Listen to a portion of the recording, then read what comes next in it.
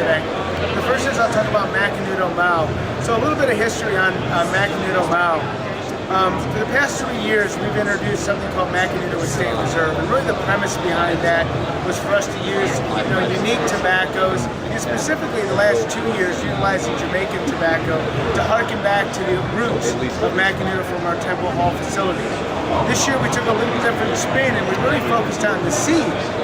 And what we did is we kind of went back into our archives.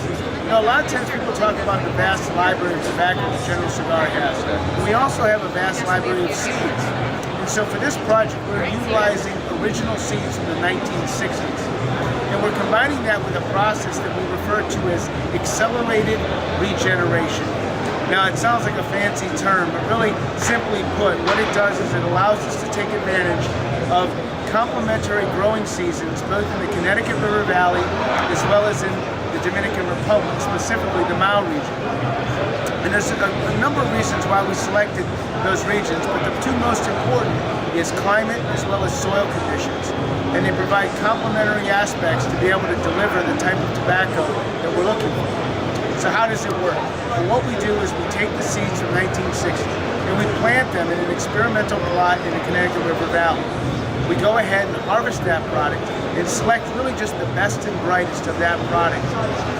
We look at things like disease resistance, yield, smokability, flavor, and then once we identify those plants, we take the seeds, fly them down to the DR, and replant them in the Mao region.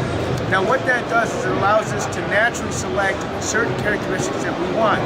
We repeat that process 8 times, and we do it over a 4-year period. And there's a lot of benefits, obviously the time, but then there's also benefits of, like I said, the differences in terms of the climate and soil conditions.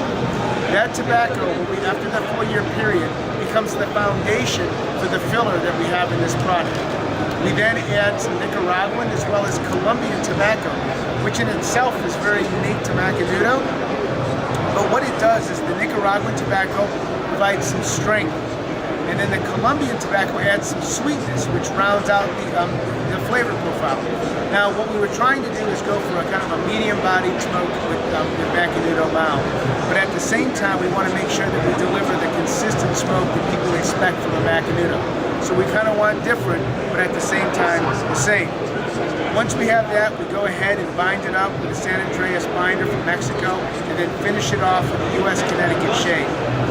After that, we go ahead and we've created a really cool box. So I've just kind of given my spiel in terms of the journey that this seed takes between both the U.S. and the DR. But what we've done is we've communicated that literally on the package by showing visually the journey that this seed takes.